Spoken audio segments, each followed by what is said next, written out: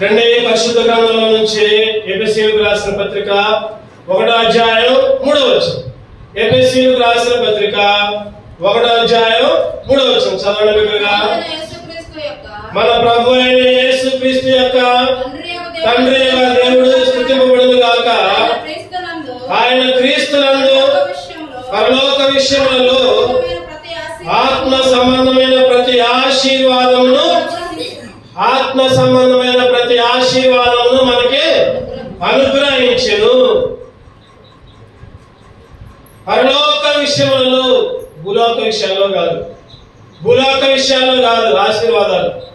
ఏ విషయాల్లో అంటే చెప్పండి, ఏ విషయాల్లో? పరలోక విషయాల్లో, ఆత్మీయంగా, లోకపరంగా కాదు. లోకపరంగా ఉద్యోగాలు రావడం, లేకపోతే ఆరోగ్యాలు బాగా ఉండటం, లేకపోతే మేలు జరగటం, పంటలు బాగా పండటం, లేకపోతే పశువులు బాగా లేకపోతే అభివృద్ధి చెందటం, లేకపోతే మన పిల్లలు మంచిగా అభివృద్ధి చెందటం, ఈ ఆశీర్వాదాలు కాదు. మనుషులేమో ఈ ఆశీర్వాదాలు కోరుకుంటారు. చెప్పండి, మనందరం ఏం చేస్తామంటే ఈ ఆశీర్వాదాలు కోరుకుంటాము. లోక సంబంధమైన నాకు అది ఆ మేలు జరిగితే బాగు, నాకు ఈ మేలు జరిగితే బాగు, నాకు అది కలిసి వస్తే బాగు. ఏమి లేకపోయినా లప్ప డబ్బులు కొప్పొచ్చి ఇంట్లో పడితే బాగా అనుకుంటారు. ఒక ఆయన అనుకున్నాడంట, ఒక ఆయన పునాదులు తవ్వుకుంటా, అబ్బా నేను పునాదులు తవ్వుతుంటే ఒక లంక మీద కనపడాలని ప్రార్థన చేస్తున్నాడు దేవుడికి. అయ్యా దేవుడా నేను పేదల్ని, నా సంగతి అంతా తెలుసు నీకు, నేను పునాదులు తీసుకుంటున్నా, ఆ పునాదుల్లో లంక బంధం దొరికితే నువ్వు దేవుడివి, లేకపోతే అసలు నీకు మందిరంలోకి రాదు, నీకు ప్రార్థన చేయాలన్నాడు. చూడండి, నిజంగా తవ్వాడు, లంక బంధం కాదా, ఏమి దొరకలా, అప్పటి నుంచి దేవుని మందిరంలోకి మానేశాడు. కరెక్టేనా? దేవుని ఏ విధంగా శోధించడం కరెక్ట్ కాదు. ఈరోజు చాలా మంది ఎట్లా ఉంటున్నారంటే లోకంలో ఏదో ఆరోగ్యం బాగుంటుందని ఒంట్లో గుండె నొప్పులు, లేకపోతే కడుపు నొప్పులు, లేకపోతే స్వస్థతలు, శారీరక స్వస్థత కావాలని కోరుకుంటున్నారు కానీ ఆత్మీయ స్వస్థత కావాలని కోరుకోవట్లా. లేకపోతే పిల్లలకి పెళ్లిళ్ళు కావాలను, ఉద్యోగాలు కావాలను, లేకపోతే మంచిగా పంటలు పడాలను, లేకపోతే మేలు కలగాలను, లేకపోతే కుటుంబంలో ఏదో ఒక గొప్ప ఆశ్చర్య కార్యం జరగాలని కోరుకుంటున్నారు కానీ దేవుణ్ణి సరిగా ఆరాధించట్లా, దేవుని స్తుతించట్లా, దేవుని మందిరంలో గడపట్ల. పౌలు ఎఫెసీయులకు రాసుకుంటూ అంటున్నాడు కదా, ఈ లోక విషయాల్లో ఆశీర్వాదం అనలా. ఏమన్నాడు చెప్పండి? పరలోక విషయాల్లో ఆత్మ సంబంధమైన ప్రతి ఆశీర్వాదము. ఈరోజు నీకు నాకు ఈ లోకంలో ఏది లాభం లేకపోవచ్చు, ఈ లోకంలో అన్ని కలిసి రాకపోవచ్చు, అయినా కానీ దేవుడు అంటున్నాడు కదా, ఆత్మీయ సంబంధమైన ప్రతి ఆశీర్వాదం. ఈ లోకంలో కష్టాలే, నష్టాలే, ఇబ్బందులే, సుడిపోటు మాటలే, అవమానాలే, అయినా కానీ ఇవన్నీ క్షణమాత్రం ఉండేవి, శాశ్వతంగా ఉండేవి. యుగ యుగాలు, కొన్ని వేల సంవత్సరాలు ఉండేది ఆ పరలోక రాజ్యం మాత్రమే. ఈ లోకంలో ప్రతి 70 సంవత్సరాలు, లేకపోతే 50 సంవత్సరాలు. ఈరోజు ఆత్మీయ సంబంధమైన ప్రతి ఆశీర్వాదం దేవుడు అనుగ్రహించాడు.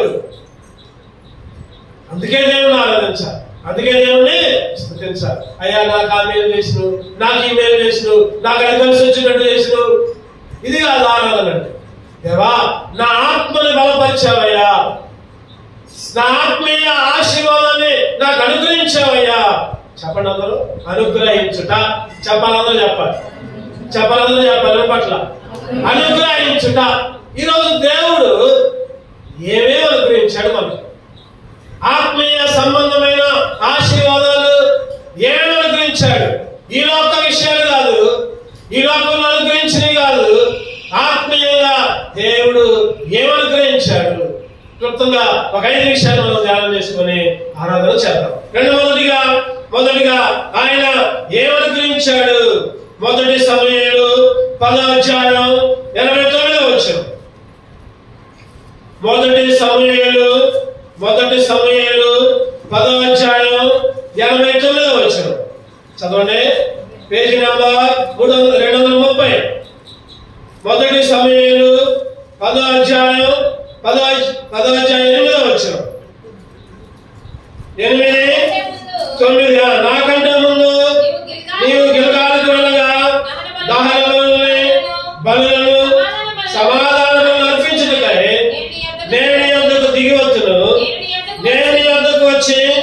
నీవు చేయవలసిన దాన్ని నీకు తెలియజే వరకు 7 దినముల పాటు నీవు అచ్చట నిలవలను. అతడు సమూయేలు వద్ద నుండి వెళ్ళిపోవుటకై తిరగగా దేవుడు అతనికి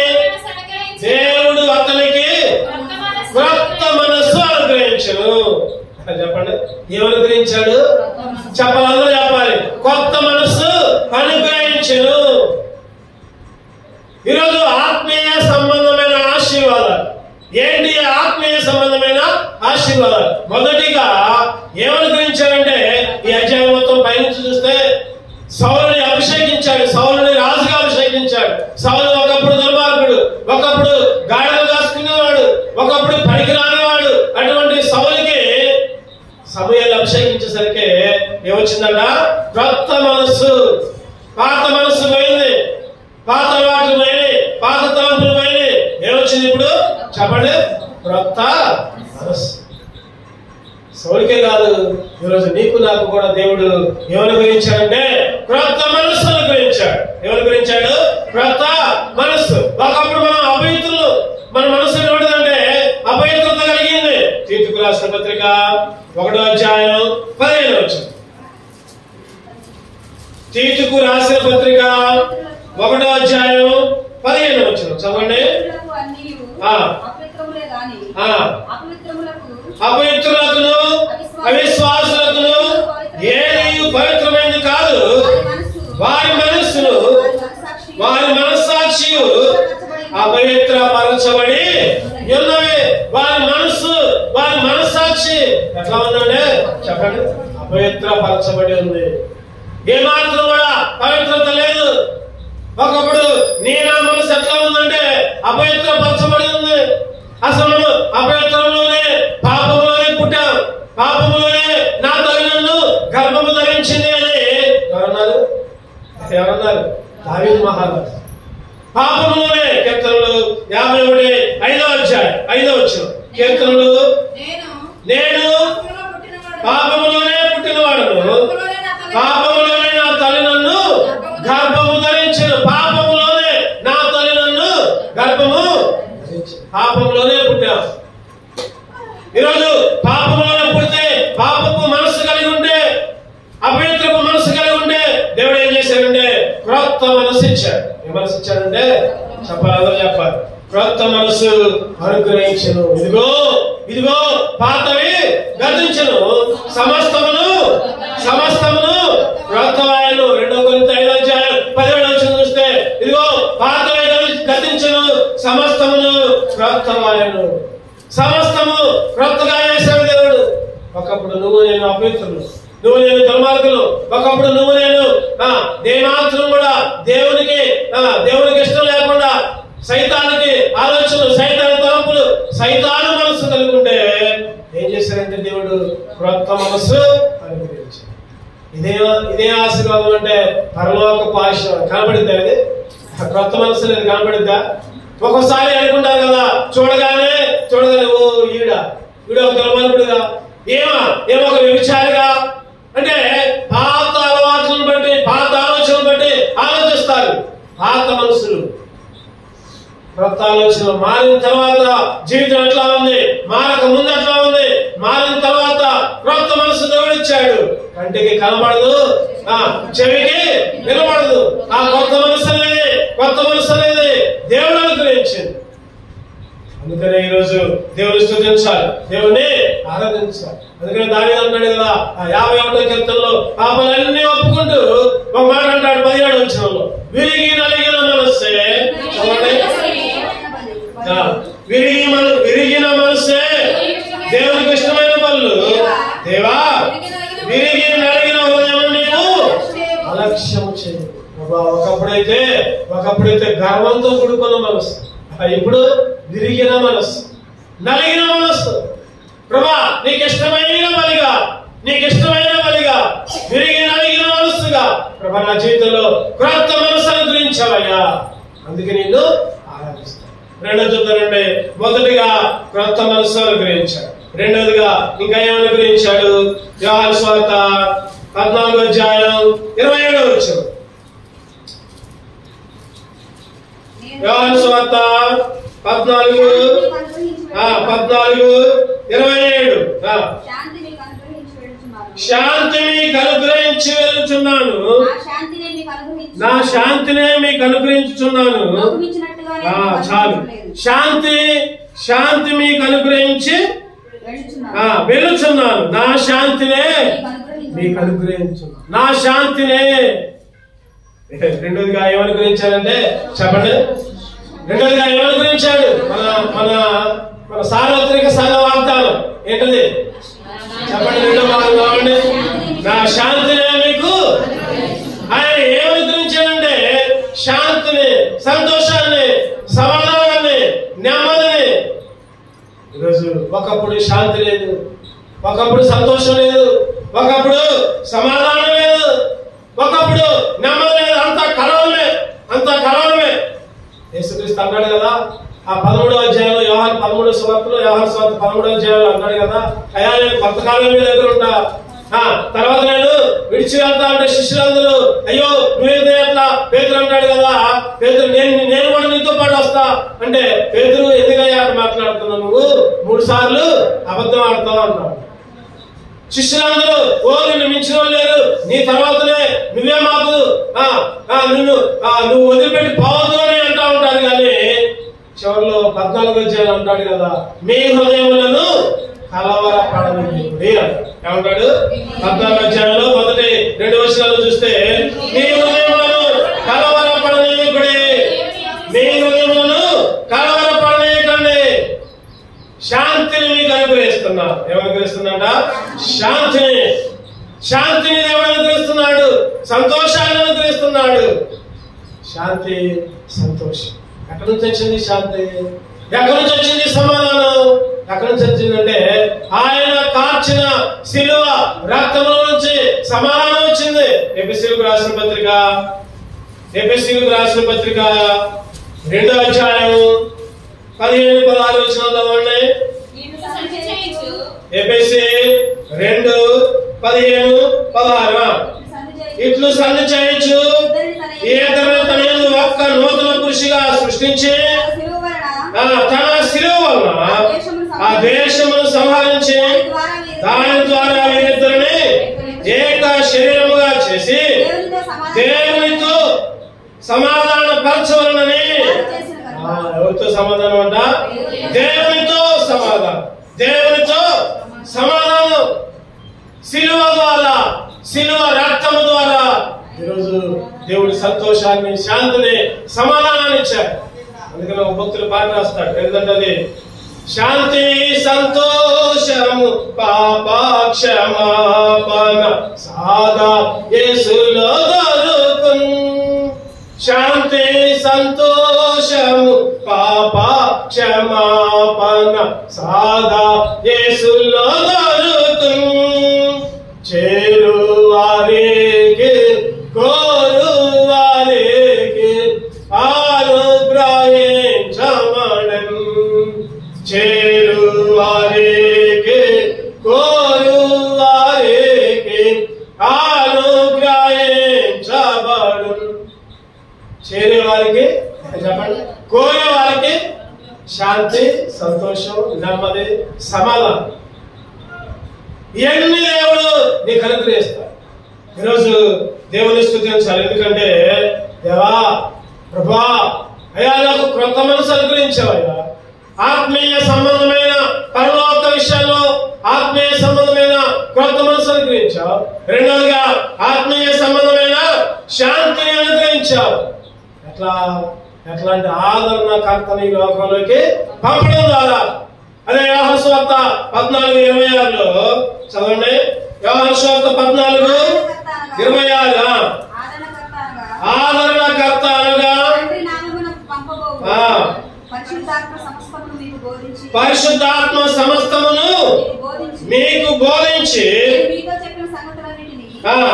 మీకు జ్ఞాపకము చేయు. ఆదరణకర్త ద్వారా శాంతి, సమాధానం ఎట్లా వస్తుందంటే ఆదరణకర్త ద్వారా.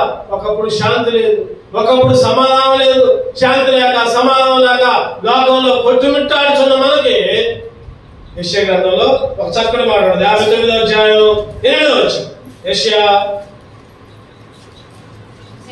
59:8. శాంతవర్తులు వారి నడవల్లో న్యాయం కనబడదు, వారు తమ కొరకు వంకర త్రోవలు కల్పించుకొస్తున్నారు, వాటిలో నడుచువాడవడు శాంతి నొందడు.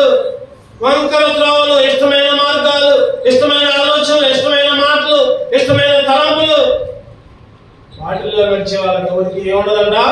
శాంతి ఉండదు. కానీ ఈ రోజు దేవుడు ఏం చేశాడు? ఆదరణకర్త ద్వారా ఆయన శాంతిని అనుగ్రహించాడు. ఆదరణకర్తని లోకానికి పంపించి నా జీవితంలో శాంతిని అనుగ్రహించావయ్యా ఈ లోకానికే. 1 యోహాను 2వ అధ్యాయం 2వ వచనం. 1 యోహాను 2వ అధ్యాయం 2వ వచనం. ఆయనే మన పాపములకు శాంతికరమై ఉన్నాడు. మన పాపములకు మాత్రమే కాదు, సర్వలోకములకును. చెప్పండి, మన పాపాలకే కాదు, నీ ఒక్కలకి, నా ఒక్కలకు కాదు, లేదా నిందాలకు కాదు, ప్రపంచం మొత్తానికి, సర్వలోకానికి ఆయన శాంతికర్త. శాంతినిచ్చేవాడు, సమాధానం ఇచ్చేవాడు, సంతోషాలు ఇచ్చేవాడు. ఈరోజు ఎందుకు దేవుని స్తుతించాలి? ఎందుకు ఆయన్నే ఆరాధించాలి? ఆత్మ సంబంధమైన ప్రతి ఆశీర్వాదం. ఒకటోది చెప్పండి, ఏమని గురించి? ఒకటోది చెప్పాలి, క్రొత్త మనస్సు. రెండోది శాంతిని. మూడోది చూడండి, దానియేలు గ్రంథం 2వ అధ్యాయం 23వ వచనం. జాగ్రత్తగా వినాలి, జాగ్రత్తగా చెప్పాలి, చెప్పిన భాగాన్ని ఆరాధన చేయాలి. చెప్పిన కాకుండా వేరే కాదు ఆరాధించేది. దానియేలు గ్రంథం 2వ అధ్యాయం 23వ వచనం. మా పితరుల దేవా, నీవు వివేకమును బలమును నాకు అనుగ్రహించి ఉన్నావు. నీవు వివేకమును బలమును. ఎంత గొప్ప దేవుడు చూడండి. ఒకటోది కొత్త మనసు అనుగ్రహించాడు, రెండవది శాంతిని అనుగ్రహించాడు, మూడవది వివేకము బలం. వివేకం అంటే తెలివి. వివేకం అంటే తెలివి, జ్ఞానం. లోక జ్ఞానం కాదు. లోకంలో చాలా మంది జ్ఞానవంతులు ఉన్నారు. పిహెచ్డీలు, డిగ్రీలు, పెద్ద పెద్ద చదువులు చదివి జ్ఞానవంతులుగా ఉన్నారు. బైబిల్ అన్నది కదా, ఈ లోక జ్ఞానము వెరితనము. ఈ లోక జ్ఞానము దేవుని దృష్టిలో వెరితనం. ఎందుకు వెరితనం అంటుందంటే, సరైన దేవుణ్ణి వెంబడించట్ల.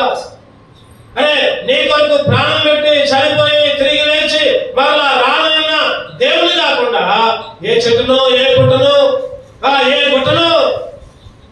ప్రాణము లేని, కళ్ళుండి చూడని, చేతులుండి పని చేయని, కాళ్ళుండి నడవని, ముక్కుండి వాసనలోని, చెవులుండి వినని.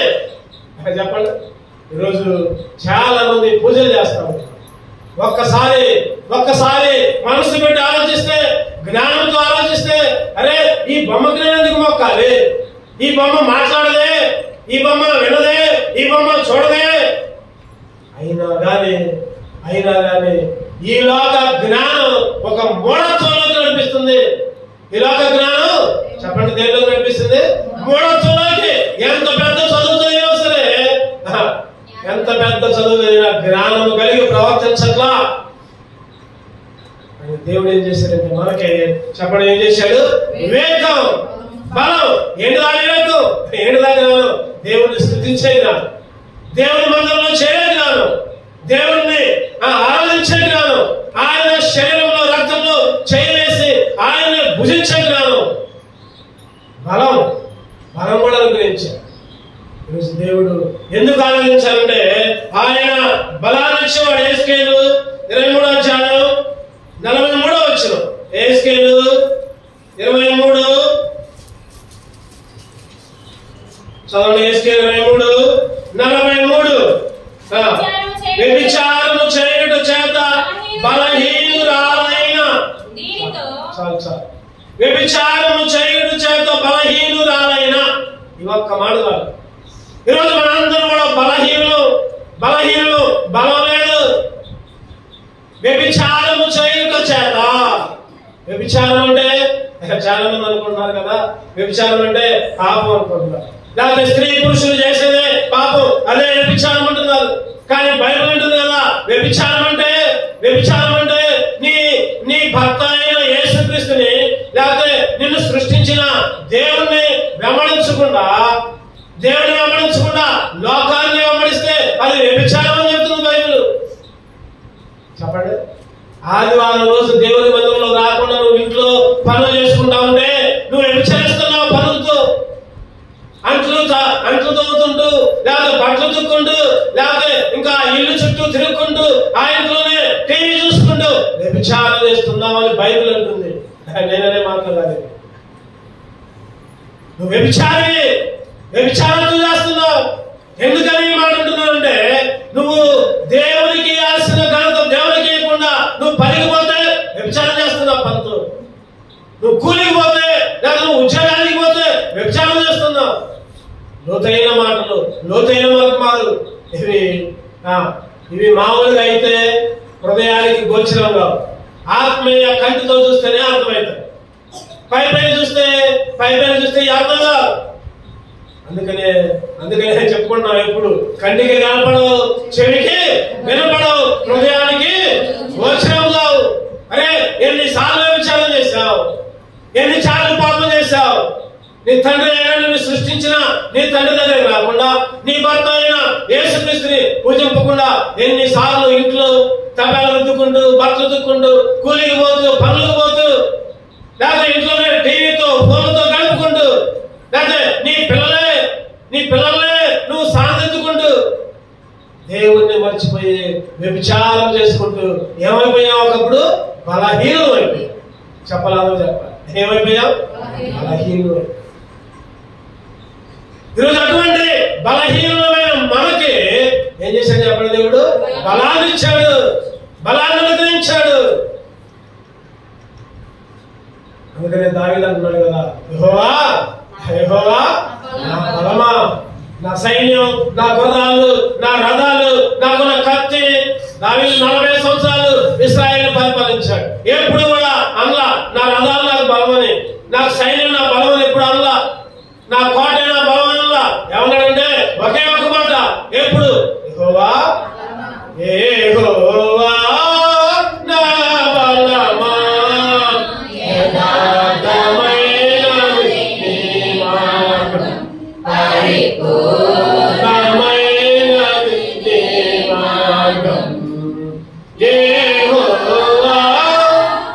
దేవుడు నీకు నాకు బలాన్ని అనుగ్రహించి. ఒకప్పుడు వ్యభిచారము చేత, పాపము చేత, దేవుని సన్నిధిలోకి రాకుండా, దేవునితో గడపకుండా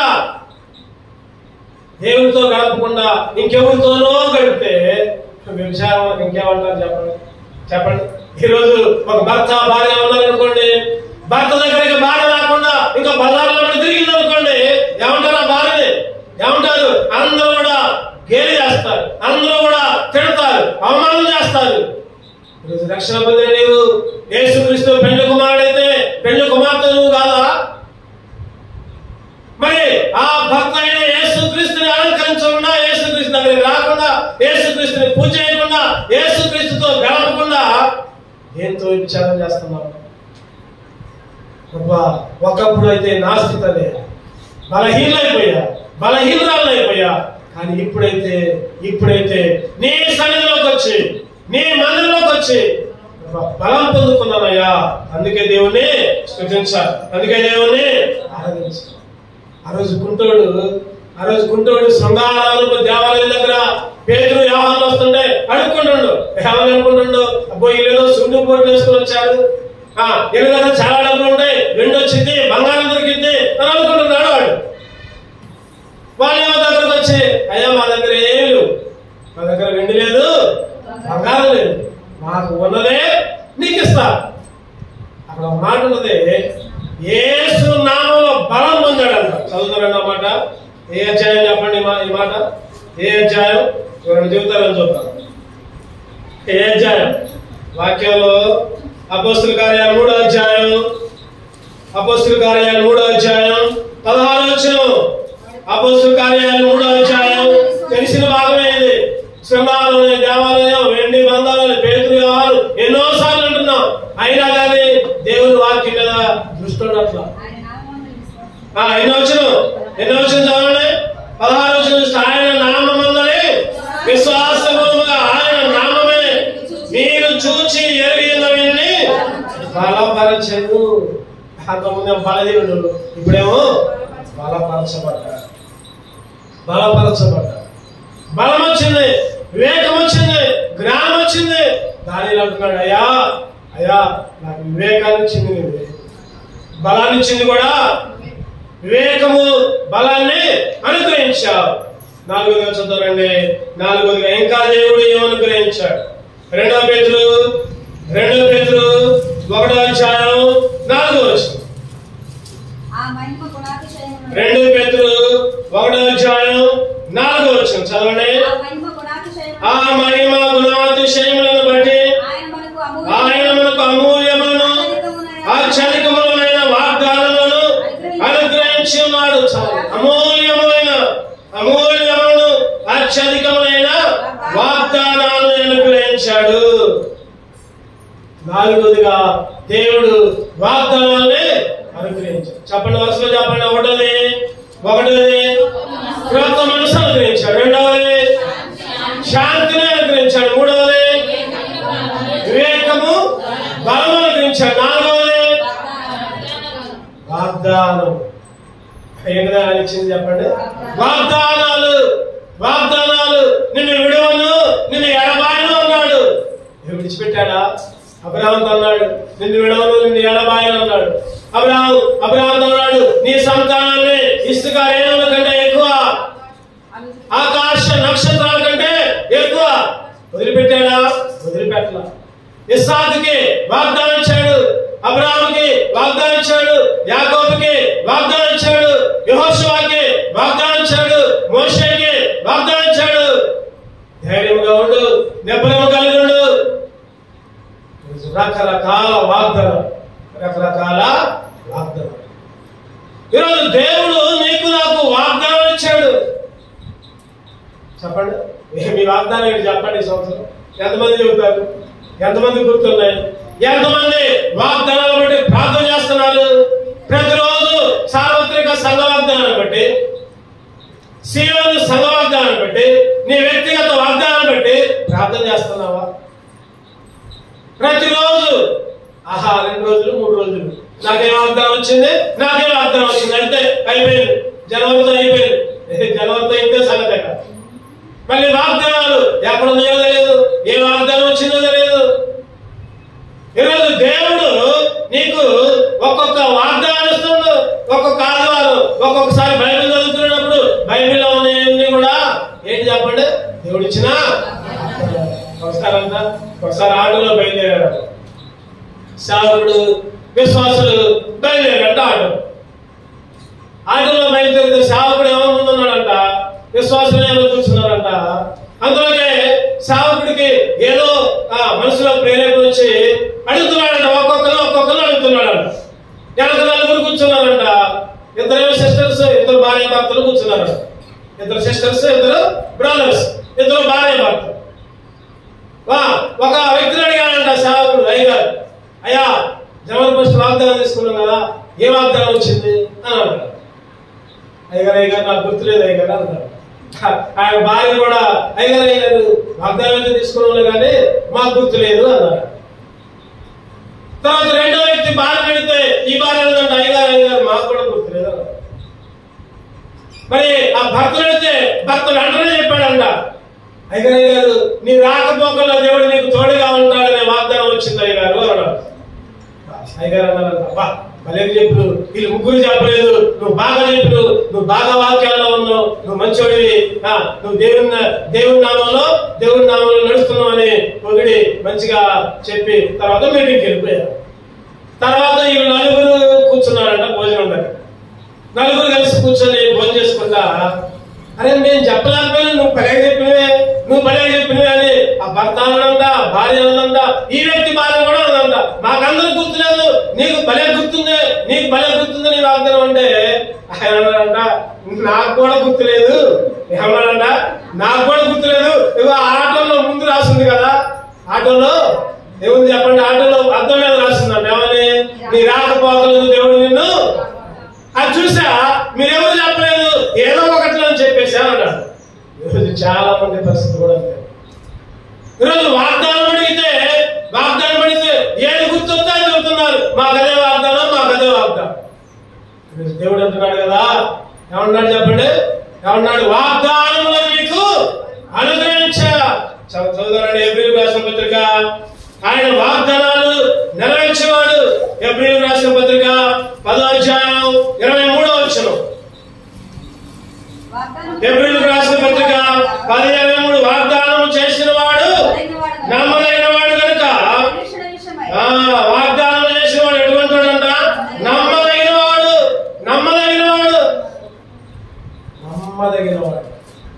మన దేవుడు ఎటువంటి వాడు అంటే వాగ్దానం ఇచ్చాడంటే. ఈరోజు చాలా మంది జీవితంలో వాగ్దానాలు నెరవేరట్లా. ఎందుకు అంటే వాగ్దానాలు ఎత్తి పట్టి ప్రార్థన చేయట్లా. దేవుడు మనకి 3 మాత్రం ఖచ్చితంగా వాగ్దానాలు ఇస్తాడు. 3. ఒకటోది చెప్పండి, ఒకటోది సార్వత్రిక సంఘ వాగ్దానం. ఏంటిదా వాగ్దానం చెప్పండి? సమాధానకర్త దేవుడే మిమ్మల్ని సంపూర్ణంగా పరిశుద్ధపరిచిగా శాంతి మీకు అనుగ్రహిస్తున్నారు. సమాధానకర్త దేవుడు సాతానుని మీ కాళ్ళ కింద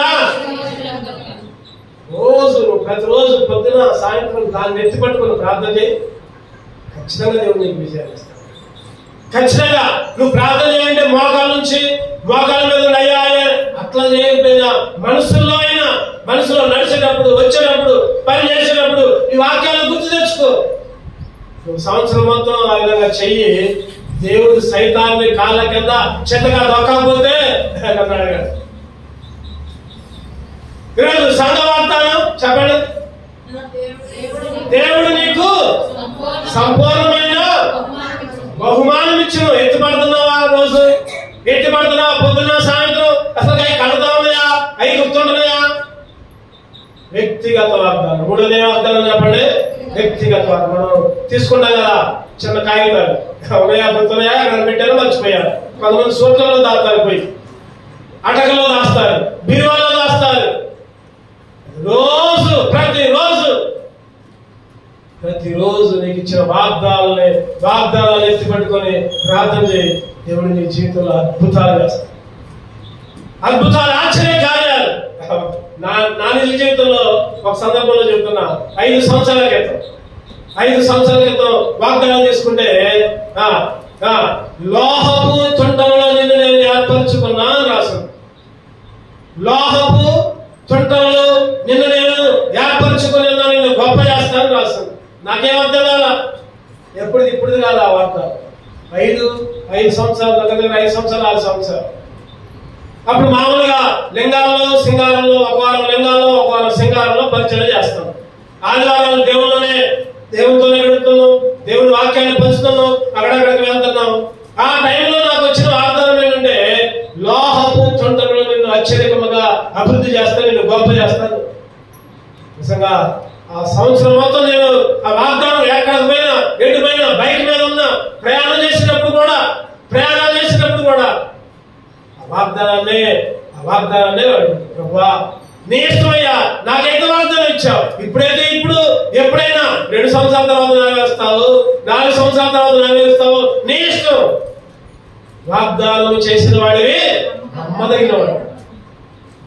ప్రార్థన చేసుకున్నా. ఆ వాగ్దానం వచ్చిన తర్వాత ఎన్నో కష్టాలు, ఎన్నో ఇబ్బందులు, ఎన్నో ఇరుకులు అయినా గాని అయ్యో నాకు ఆ వాగ్దానం ఇచ్చినవే, నాకేంటి ఈ కష్టాలు, నాకేంటి ఈ ఇబ్బందులు అనుకున్నా. ఎప్పుడు అయినా గాని తర్వాత దేవుడు అన్ని మేలు, ప్రతి భూలోక ఆశీర్వాదాలు, ఆత్మీయ ఆశీర్వాదాలు నేను నమ్ముతారన్నప్పుడు ఇప్పటికి కూడా ఏంటన్నా బైక్ మీద ప్రయాణం చేస్తుంటే వాగ్దానాలను ఎత్తిపట్టుకోండి. నాకు ఇచ్చిన వాగ్దానాలనే, సార్వత్రిక వాగ్దానాలనే. అయ్యా శాంతిని ఇస్తామన్నావు అయ్యా, సమాధానాన్ని ఇస్తామన్నావు కదయ్యా. ఎప్పుడన్నా ఓడిపోయే సందర్భంలో అయ్యా సైతాన్ని నా కాళ్ళ కింద చితకదొక్కుతామన్నావు కదయ్యా. నువ్వు నమ్మదగిన వాడు అయ్యా. ఈరోజు కూర్చొని మోకరించి ప్రార్థన చేస్తేనే అడిగితేనే కాదు, నువ్వు ఏ పని చేసినా, అన్నం వండినా, కూర వండినా, బట్టలు ఉతుకున్నా, వాగ్దానాలు నమరేసుకో, వాగ్దానాలు తలంచుకో, వాగ్దానాన్ని ఎత్తిపట్టి దేవుణ్ణి అడుగు. చెప్పండి, ఆయన అమూల్యమైన వాగ్దానాల్ని అనుగ్రహించాడు. అయ్యా, నా జీవితంలో ఎన్నో ఎన్నో అమూల్యమైన వాగ్దానాలు అనుగ్రహించావు అయ్యా, అందుకే నిన్ను ఆరాధిస్తాను. చివరిగా చూద్దాం 5వదిగా యోహాను సువార్త 6వ అధ్యాయం 51. యోహాను సువార్త 6వ అధ్యాయం 51. పరలోకము నుండి దిగి వచ్చిన జీవాహారము నేనే. ఎవడైనా ఈ ఆహారం భుజించితే వాడెల్లప్పుడు మరియు నేనిచ్చు ఆహారము లోకమునకును జీవము కొరకైన నా శరీరము, జీవము కొరకైన నా శరీరము, పరలోకము నుండి దిగి వచ్చిన జీవాహారమును నేనే. ఆయన శిష్యుడు అన్నాడు కదా, అయ్యో ఇదిగో మీకు ఆహారం ఇస్తున్నా, నేను ఏదో ఆహారం నా శరీరము నా రక్తమే, నేనిచ్చు ఆహారము లోకమునకు జీవము కొరకైన నా శరీరమే. ఆయన చివరిగా ఏమిచ్చాడంటే చెప్పండి, ఆహారాన్ని అనుగ్రహించాడు. ఆహారాన్ని ఆ రోజు పితరులకి ఏమిచ్చాడు? మన్నాను ఇచ్చాడు. తెల్లటి మన్నా.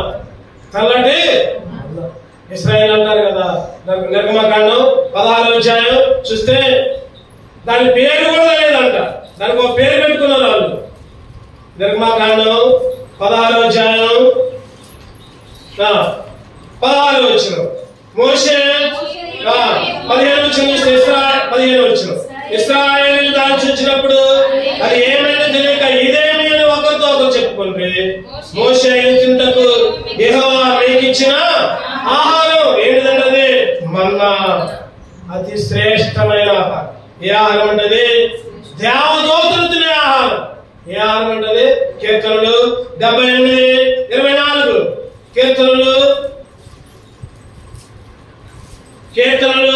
78:24. ఆహారములు ఆయన వారి మీద మన్నాను కురిపించను, ఆకాశ ధాన్యము వారికి అనుగ్రహించను. దేవదూతల ఆహారము నరులు భుజించి భోజన పదార్థము ఆయన వారికి సమృద్ధిగా పంపెను. చెప్పండి, ఆకాశ ధాన్యము వారికి అనుగ్రహించను. ఏమనుగ్రహించాడంటే ఆహారములకై ఆయన వారి మీద మన్నాను కురిపించను, ఆకాశ ధాన్యము. ఆకాశ దాని పేరే మన్నా. ఆ రోజు ఇశ్రాయేలుకి ఇచ్చారు. ఇంకా కీర్తనలో 81వ అధ్యాయంలో 16 చూస్తే 81:16, అతి శ్రేష్టమైన గోధుమలను అనుగ్రహించి నేను వారిని పోషించను. అతి శ్రేష్టమైన గోధుమలు నేను వారిని పోషిస్తా.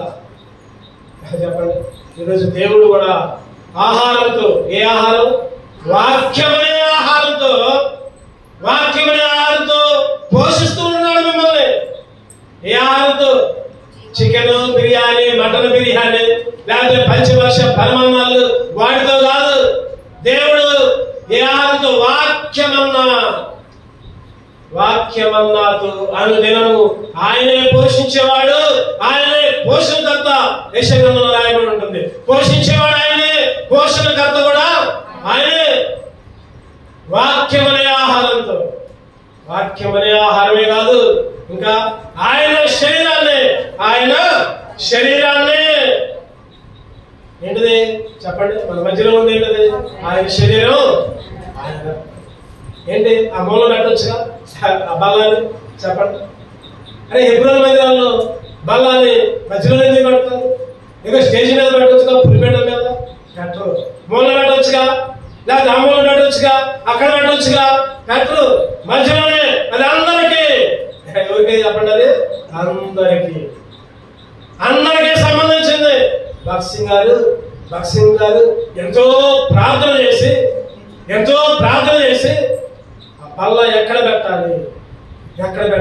మధ్యలో, అందరికి మధ్యలో. ఎంత పెద్ద చర్చి కదా, ఎక్కడికైనా పోండి, కొన్ని వేల మంది ఉన్నా సరే ఎక్కడ ఉంటుందంటే అది రక్షణ. ఆ బల్ల ఇచ్చేటప్పుడు అంట ఇంకా మనం ఇంకా అనుభవంలోకి రాట్లా, ఇంకా చెప్పట్లా ఎవరు. నాకే ఈ వారంలో ఆత్మ ప్రేరేపణ వచ్చింది. అరే బల్లా ఇచ్చేటప్పుడు అందరూ బల్లాకి వెనక తిరిగి కూర్చుంటారండి, బల్లాకి తిరగాలి కదా. ఆ రోజు భక్సింగ్ గారు ఈ వాక్యాలను ధ్యానించేటప్పుడు నాకు తలంపు వచ్చింది. బల్లా మధ్యలో పెట్టుకుంటాం, బల్లా ఇచ్చినప్పుడు అందరూ ఆ బల్లాకి తిరగాలంట. ఏం చేయాలి చెప్పండి? అందరూ బల్లాకి తిరగాలి. ముందున్న వాళ్ళు, వెనకున్న వాళ్ళు, పక్కన వాళ్ళు అందరూ కూడా బల్లాకి తిరగాలి. అది దేవుడిచ్చిన ఆహారం, దేవుడి శరీరం, ఆయన రక్తం అందరికీ అనుగ్రహించారు. అందరికీ అరణ్యంలో పోషించాడు 40 సంవత్సరాలు. నెహెమ్యా 9వ అధ్యాయం చదవాలంటే ఒక మాట ముగించుకుందాం. నెహెమ్యా 9:21. నెహెమ్యా 9:21. నిజముగా అరణ్యంలో ఏమీ తక్కువ కాకుండా 40 సంవత్సరాలు వారిని పోషించింది. 20వ వచనం కూడా 20 కూడా. వారికి బోధించుటకు నీ ఉపకారాత్మను దయచేసితివి, నీవిచ్చిన మన్నాను ఈయక మానలేదు, వారి దాహములకు ఉదకమిచ్చితివి. 40 సంవత్సరాలు ఏది తక్కువ కాకుండా పోషించితివి. వారి వస్త్రాలు పాతగలేదు, వారి కాళ్ళకి వాపురాల. ఎంత చక్కటి అనుభవం. 40 సంవత్సరాలు పోషించాడు. ఒక పొయ్యి లేదు, ఒక గిన్నె లేదు, ఒక కొండ లేదు, ఒక అగ్ని లేదు, వండుకోవాలా. ఈ రోజు పొద్దున్న లేస్తే ఏం వండుకోవాలా, ఏం తినాలా, అదే ధ్యాస. చెప్పండి, అవునా కదా? పొద్దున్న లేస్తే టిఫిన్ ఏం చేయాలి, అన్నట్లు తినాలి, ఏం వండుకోవాలి, ఏం కట్టుకొని పోవాలి, ఇదే ఆలోచన. ఒకసారి ముందే రేపేంటి, ఎల్లుండేంటి, వచ్చే వారం ఏంటి, ఈ లోకపరంగా. దేవుడైతే చెప్పండి వాక్యమనే ఆహారం ఇచ్చాడు. రెండవదిగా ఆయన శరీరాన్ని, ఆయన రక్తాన్ని ఆహారంగా ఇచ్చాడు. అందుకే దేవుణ్ణి చెప్పండి. ఈరోజు మన అంశం ఏంటంటే ఆత్మీయ సంబంధమైన ప్రతి ఆశీర్వాదమును అనుగ్రహించాడు. ఏమేమి అనుగ్రహించాడు చెప్పాలి, గట్టి చెప్పాలి. ఒకటోది కొత్త మనసు అనుగ్రహించాడు. రెండవది శాంతిని అనుగ్రహించాడు. మూడవది పట్ల సరే వివేకము బలము అనుగ్రహించాడు. నాలుగవది వాగ్దానము అనుగ్రహించాడు. ఐదవది ఆహారం అనుగ్రహించాడు. నా జీవితంలో ఎంత గొప్ప మేలు చేశాను. పరలోక సంబంధంలో ఆత్మీయ ఆశీర్వాదాన్ని అనుగ్రహించిన మీకు ఏమిచ్చినా కూడా నేను రుణపాత్రని, విరిగి నలిగిన హృదయాన్ని నీ పాదల యొద్ద సమర్పిస్తున్నానని ఆరాధన చెప్పాలి. అటువంటి ఆరాధన చేసే బిడ్డల దేవుడు మనల్ని సిద్ధపరచును కాదు. ఆమేన్. 2 మంది అందరం నిలబడతాం. పాడుకొని